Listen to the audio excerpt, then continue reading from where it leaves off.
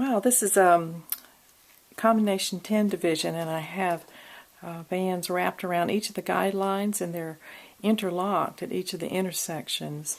The four-part diamond has four-way intersections of threads, and you can see they're interlocked. Here's the triangle, interlocked in the middle, and here's the pentagon, and they are interlocked in the middle here. This looks really complicated, but I think I can show you an easy way to look at it so that you're not overwhelmed when you come to do it.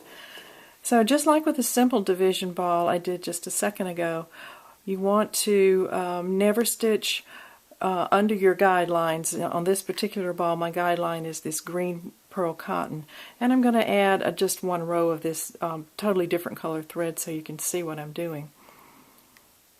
So just like before, I bring my thread up under the first band,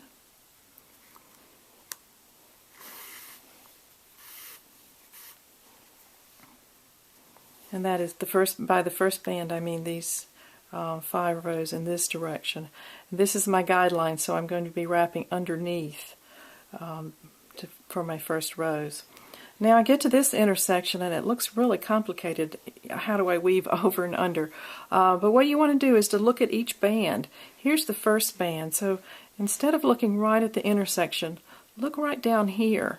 And just like I did before on the simple division ball, you want to weave under the first group of 5 threads and over the second.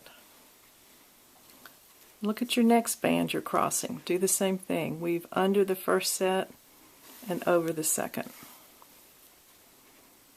There's another band. I think by pulling it away from the center here, it's much easier to figure out where to do your weaving. Now when we get to this part, we want to bring this thread up so it reaches the intersection. And I do this little thing, it's kind of like flossing your teeth maybe. Just wiggle it back and forth, slide it up there until it's right next to the intersection, and that's a perfect weave there. So we've just crossed 4 bands. You use the same technique with no matter how many bands you have. Coming to this intersection, I've got 2 bands to cross. So I'm going to pull off, look away from the center a little bit. Here I'm going to go under my first set and over the second. And the same thing with the next band over here. I'm going to go under the first group of 5 and over the second group of 5. And pull my threads up to the center. Once your first row is complete, well, 1 or 2 rows, you won't have to use this technique where you pull it up into the intersection. It'll just automatically go in there. You might have to still come down and weave down here until you've got a few rows in.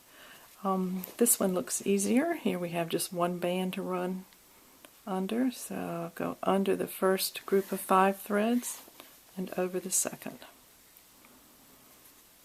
So that's how you do your more complicated weaving. You would keep going around the ball till you add 5 rows. You stitch underneath and then turn it upside down and do 5 rows in the other direction, just the same way.